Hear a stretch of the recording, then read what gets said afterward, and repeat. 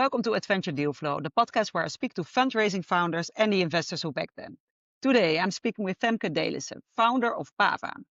PAVA's goal is to become the leading provider of privacy-friendly, Wi-Fi-based motion and lifestyle monitoring in healthcare. Their mission is to make high-quality, dignified elderly care accessible and affordable, even in the face of global healthcare workforce shortages. Femke, the floor is yours. Can you share a bit about your company and what you're trying to solve here? Yes, I think you already touched upon the whole reason why PAVA exists.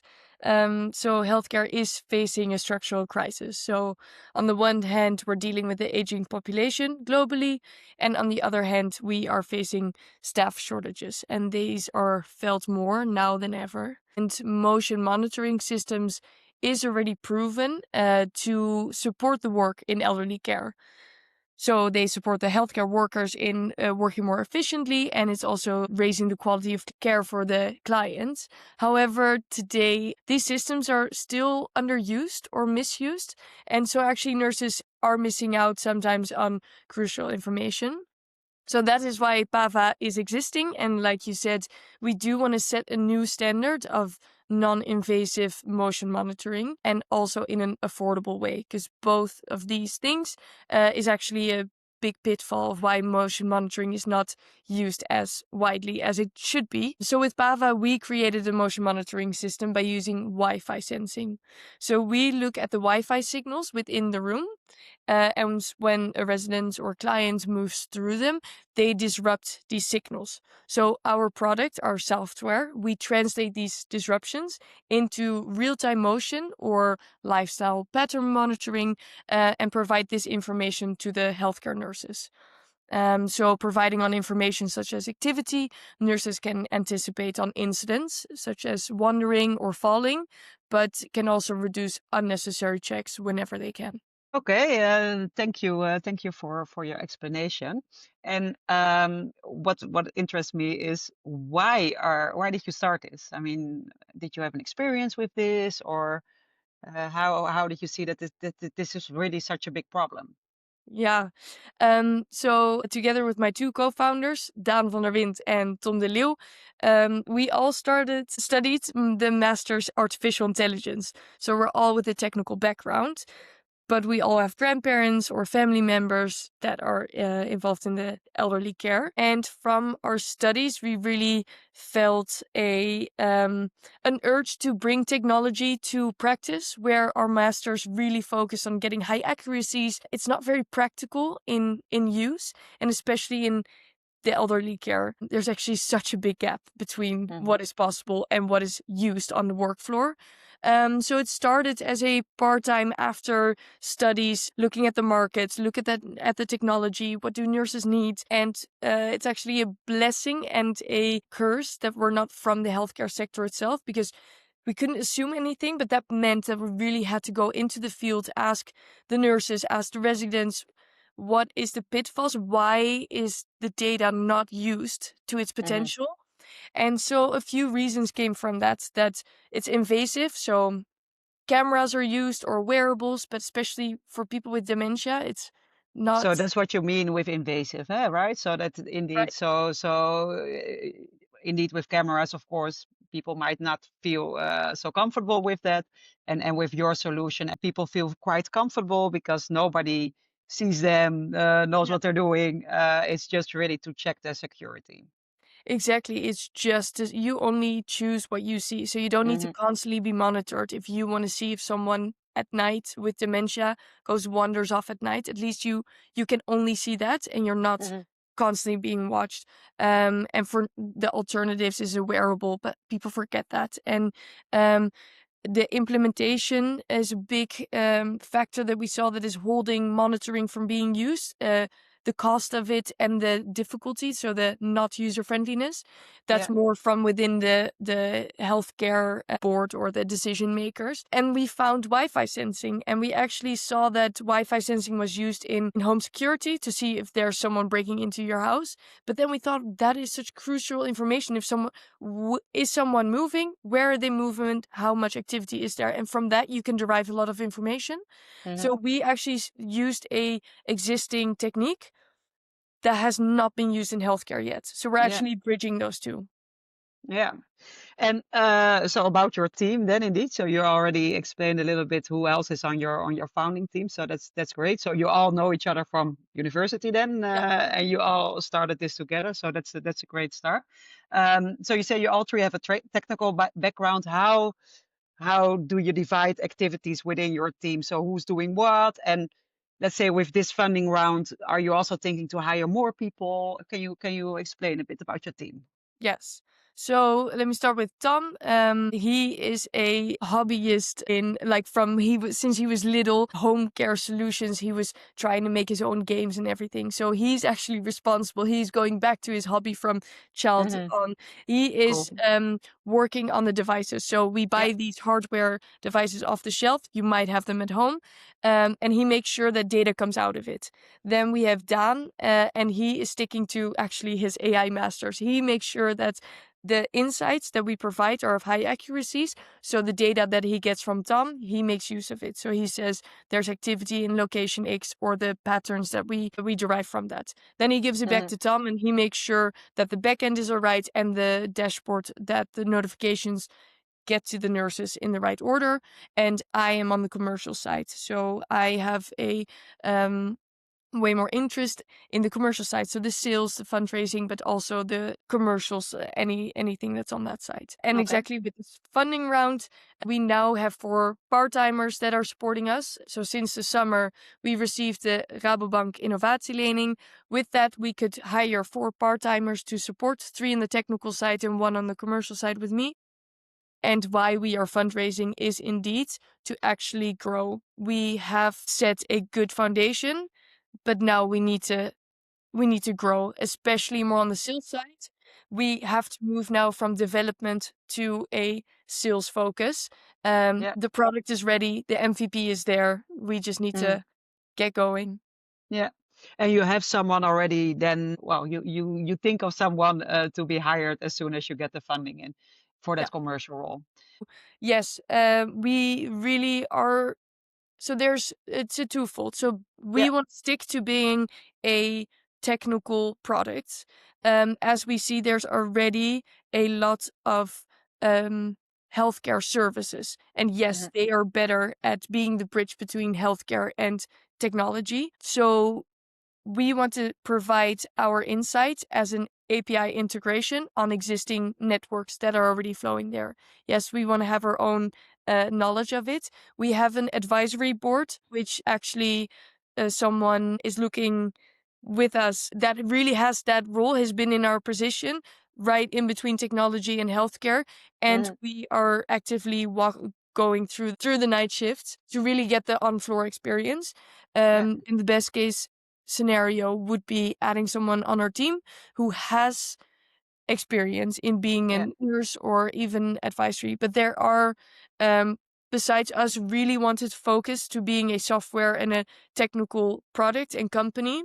Yeah. We One of our company pillars is actually to do everything from the mindset of a healthcare worker or client. Yeah. And how do you see, because I mean you have been this year, well, last year actually, you've been testing, of course, quite a lot of things. You've had a lot of conversations. How is the reaction from these healthcare workers, and how is the adoption rate, and are they really, because you always hear that, right, that healthcare is it's taking ages, and it's it's difficult to change this mindset, and it's something new, and how is that working for you?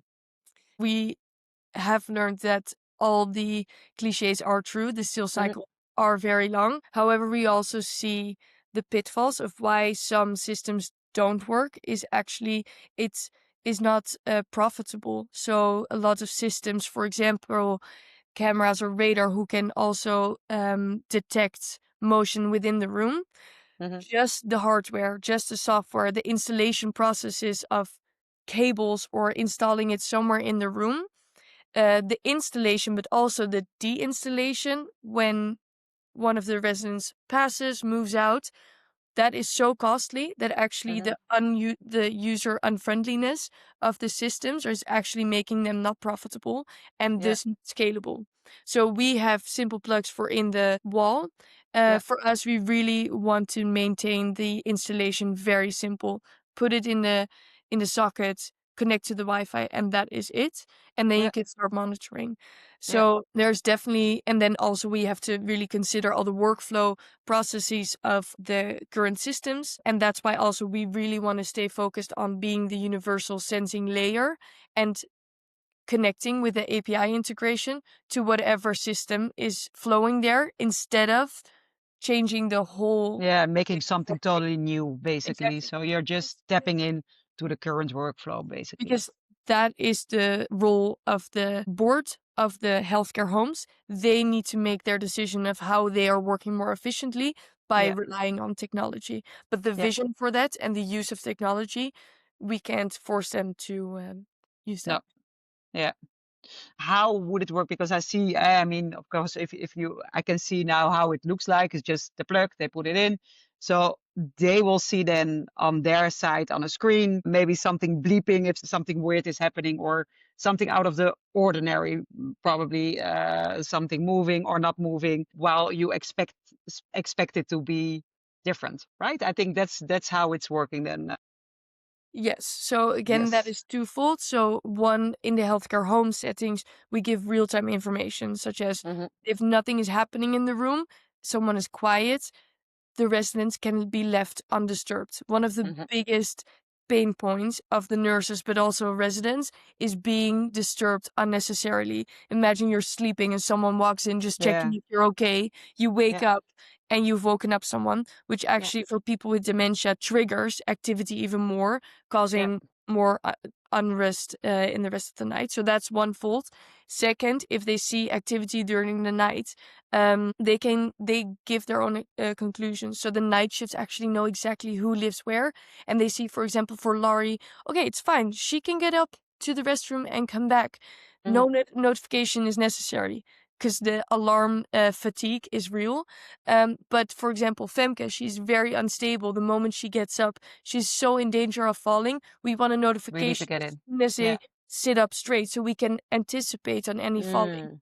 And Yeah. the fact that in our dashboard, exactly how you're picturing it, so yes, they can log in, see every room that we are there, what the activities are, and they can put a notification for you, a different one than for me, to make the healthcare actually personalizable Yeah. and also anticipating on their own gist. Or they can get a notification and make the decision themselves. This is urgent and this is not. Yeah. So everyone could have a sort of personalized pattern, right? Exactly. So for Yeah. me, indeed, I wake up twice at night and you wake up once at night. So this could be personalized. Yeah. And then what Oh, you say afterwards, the lifestyle pattern monitoring, you say you go to the restroom twice in the night. Maybe the mhm. next night that is 0 or 6. That is unusual. So you Yeah. can also do trend analysis, anomaly detections, Yeah. lifestyle pattern And monitoring. so this is all for elderly care homes. Is this also possible in your own house? So let's say my own grandma, for example, could also use this or Absolutely. And that is where we see the future. We see that we now need to focus on elderly homes because it's just a big real-time information stream. Mhm. However, at home, you don't want to know every time your mom, No. grandma goes to the restroom. However, you do want to see the patterns, the anomalies. Yeah. And we see also that there's a big ask in healthcare. However, the market of home care is starting up, but it is not yet satisfied. Who gets the information? What information do they Yeah. get? What do they do with it? There is movement. The market is changing. It's starting up, but Yeah. again, because of the current systems and sensors, the installations at home, someone needs to come and install all these Yeah. sensors. Yeah. It is not profitable to do that, and also just the whole research of who gets what data, and does the nurse that goes from door to door, she has a schedule. She can't Yeah. Yeah. diverge from that. So who picks up the Yeah. alarm? Yeah, I can We imagine maybe just family, I mean, if there's family exactly. that instead of like a bracelet or something like that that people don't wear because they forget to wear it and then they fall and yeah, you hear these stories, right? So this Absolutely. So could it's, be really a good solution for that actually. Yeah. yeah, so you have the institutional care, you have the home care, which the nurses come, but you also Mm. have before that, and that is the informal care. So you taking care of your family Yeah. member. So that is where we see the future, where in the institutional houses, there's a lot of sensors already, and Hmm. we can make a big dent there. Like it is scalable, but the real promise is definitely in the home care, as Yeah. there's no sensor that can Yeah. actually do it in a profitable way. Yeah. Yeah. And right now, so your focus is indeed elderly care homes. So how many are there in the Netherlands? And how many of them have you already done pilots for or are you in contact with? Yeah. So there's 130,000 beds in Hmm. elderly homes. So that's the market that there is. We actually, since December 1st of 2025, we started our first paid customer for 6 months. Um, so we done a pilot there, and they actually converted to pay for our SaaS model. So for Yeah. 6 months, they paid to see the insights with 90 beds already. So this Um, is now actually. So it's this happened. is This is now happening. we are in the Yeah. Well middle of done. it. Yeah. Yeah. Yeah. Good. Yeah. Um, through the snowstorm, I Yeah. drove last night from Alkmaar but I made it home safe. Yeah. But so basically, the 130 beds, there's 40% already satisfied with monitoring, but that Hmm. could also be, let's say, a bed sensor or a door sensor, and we really aim to be an addition on already existing platforms. So if there's a bed sensor, someone gets out, where does the person go to? Our Hmm. insights are still relevant. So we can actually make a connection with existing sensors there. Hmm. So in the elderly care, there's some very innovative houses and some not at all. So in the Yeah. innovative houses, we can be an add-on, and in the very early adapting houses, we can actually be a first stage of just seeing if someone leaves the room or not. Yeah. And then in the home care, there's at least 1 million elderly needing care in the Yeah. Netherlands. And this is just the Netherlands alone. So we are really looking also to as a sensing layer, despite the cultural barriers or the institutional visions. We just Hmm. want to be a data provider for also internationally houses and home care as well. Yeah, I mean, if we talk about indeed your international roadmap, how you said we focus on Netherlands first, but indeed your technology can be scaled to other countries easily as well. What is your roadmap there? Yeah, Which countries? we are now already talking to someone in Belgium. In Germany, it is huge, where obviously the country is big, and there's already a lot of initiatives going that way of being more data-driven healthcare systems. So those are the closest, first step. Hmm. Okay. In terms of your business model, I mean, so it's a SaaS model. Who's paying what? So in one elderly care, everyone gets your solution, right? It's not like this person gets it and the other one. No, everyone gets it. Could And also be could also be yeah, a selection of rooms. okay, that could also be Yeah. because who's paying for it in the end? So it is the healthcare homes. Yeah. They pay for the solution. So they Okay. pay an amount per bed, we say, so per room per month. We charge them. So that also makes it flexible if someone um, passes away, new client comes in. There's new legislation, the wetzorg en dwang. So you can only monitor if there's a reason to monitor. So they really have to take into account who they're monitoring. Basically, that is the rules we have to deal with.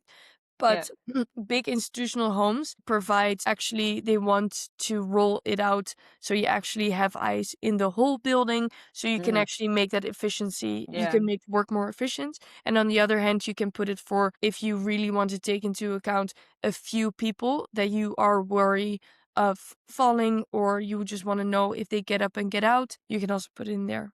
But it's a Yeah, monthly. because I can imagine that the family, let's say that they also want that, and that then you get the question, okay, why does this room get it and the other one not? But so let's say the family, the parents, not the parents, hopefully, but the children, they don't have any saying in this, then. So it's really the home that has to make the decision.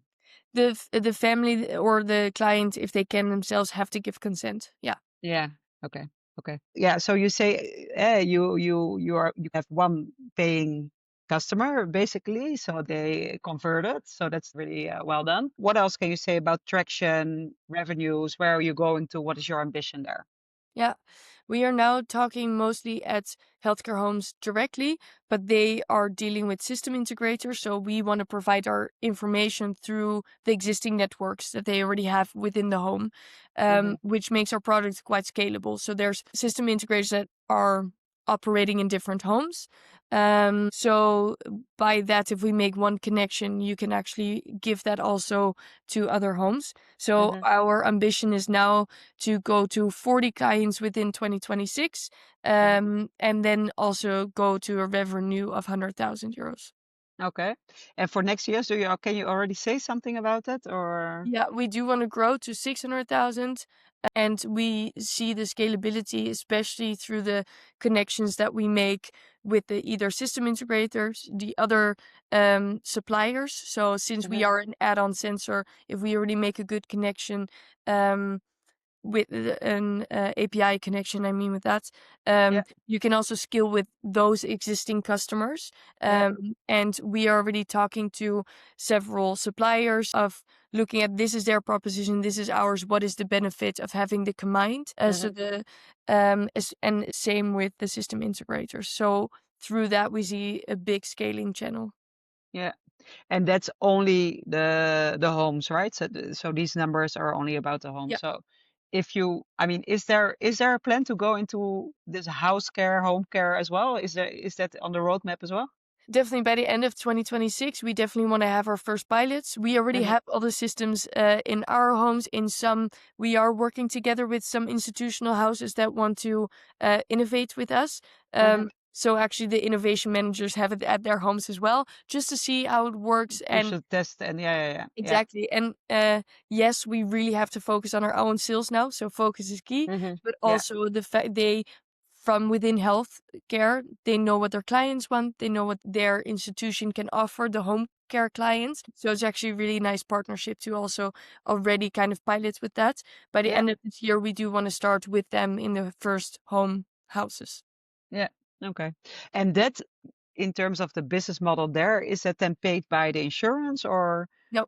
no? Okay. So it depends if the client is within care. So Yeah. then it again still paid from the institutions. Um, and otherwise it would be an informal care, so more B2C model. But Hmm. that is something for a little bit later on the roadmap. Yeah. Yeah. Okay. Okay. And indeed, you say, okay, you want to work together with other suppliers. Do you see them also as competitors, or what are your competitors basically right now in the market? Yeah. So our competitors would be systems that provide insights. So such as camera, radar systems, anything that can say where someone is in a room. Yeah. Um, and who provide information to the people, so the system integrators. But we don't see them as competitors because we see a nice addition. For Yeah. example, if we can detect someone goes to the bathroom and is inactive for 20 minutes, maybe even a camera can do a visual opt of like, now we are using the camera, and if not, they take it out. Yeah. So, or for example, there is already a bed sensor there, but we can see does someone walk out of the door or goes to the bathroom. And that Yeah. really depends. Do you actually give an alarm if they wander off?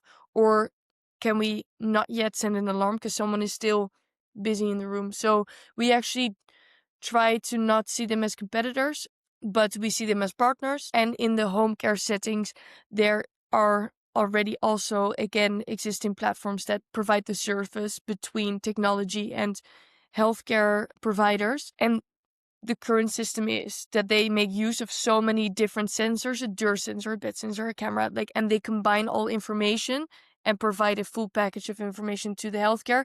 We can be one of those sensors as Yeah, well. yeah. And let's say the Wi-Fi sensors that you could have now in your home for breaking in, for burglars, how could that also be a competitor, or is that a competitor, or how can I see that?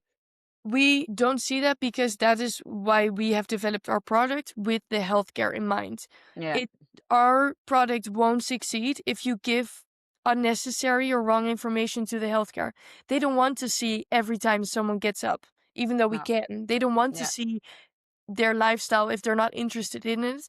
They yeah, only want to see for specific people. For you, I want to see if you still yeah, remember to eat. So do you yeah, go in the kitchen 3 times a day? yeah. I'm making up an You want example. to see the patterns, basically, the Exactly. regular patterns. Yeah, yeah. For me, it's different. If I have just had a knee injury, they want to see if I'm still active and I'm still moving throughout the day because that is actually benefiting Mm. my healthcare. So what you want to see, and that is why we also see our product as not replicable. Hmm. We really keep in mind what data we provide to who, and it's Hmm. not just the Wi-Fi sensing that we're focusing on. It is the connection, who wants to see what, and Yeah, what do the you whole do? patterns, personalized patterns, and data that you're actually getting there. Yeah, Healthcare specific and going into the workflow of the existing healthcare nurses. yeah. And so also not outside of the Netherlands, you don't see anyone who's doing the same, who's working on the same solution as you are. There's only one other party who's using Wi-Fi sensing in healthcare. Hmm. And we've talked to them. They're in France, and they are really in a more development stage. So they want to go directly to fall detection, Hmm. which is also on our roadmap. But we first want to provide real-time insights in activity, lifestyle monitoring, everything we can already Hmm. monitor, then work towards fall detection also within this year. But they really want to first do fall detection and sell that as a product. But that is Hmm. also because the French market is not as used to sensors as the Dutch market is. So here Okay. we are really using way more information, such as activity in the room. In France, there's no monitoring yet. So they really are So this first. infrastructure is not there yet, even Exactly. in it's Yeah. not. Yeah. Okay. And what is the name of this company? Zoe Care. Okay. Okay, interesting to hear. I mean, it's a very good idea that you came up with this with the three of you during your university and after. So well done. About your funding round, so you're currently fundraising. Yeah. You said already that last year you got the Rabobank innovation loan. You got some angels as well, I believe. Can you share the details of your current round? Exactly. So our first year, we raised 150,000 by angel investors. After that, we got the Rabobank innovatielening, and at the end of last year, we got a big European subsidy grant from EFRO Kansen voor West 3, 400,000 euros in subsidy, and we are now looking to fundraise to match that subsidy. So we need Ah, to yeah. pre-finance to get the subsidy already going. We already got it awarded, so every 6 months we can get it back, but we are now fundraising for another 200,000 euros to make it to the end of next year, which is going to be our preparing round for a big equity investment. So because the amount that you got as a subsidy is for 400K, Yeah. but you only need 200K to match it, or you Yes. need the full 400K, just Because the 200K. just Yeah. 200K. Okay. So just 200K to match it, and then you can make it till the end of. 2026 or Okay. start 2027. Yeah. And we have been talking with also venture capitals to really grow. We are seeing that we have developed an MVP. We need to Hmm. really focus on sales to get the traction up. But we Yeah. also see that we just talked about so many possibilities that this product can go to. We need to Yeah. do it. And right now, with too little team, Yeah. we Yeah. want You to, just need more resources. You need we more need people to grow it and to get the sales going and to keep going. You cannot do so many things with just the three of you. I fully Exactly. understand that. Okay, clear. Thanks for that, Femke. Thank you for sharing your story, your journey, for explaining how it works. For everyone that is listening, and if you're interested in investing, please reach out to Femke or reach out to us, and we can put you into touch. Thank you, Femke, for sharing your story. If you want to know more about Femke, please go to adventureplatform.com, and don't forget to follow us to hear more about fundraising founders. My name is Laurie Lancee. This was AtVenture DealFlow, and see you at the next great deal.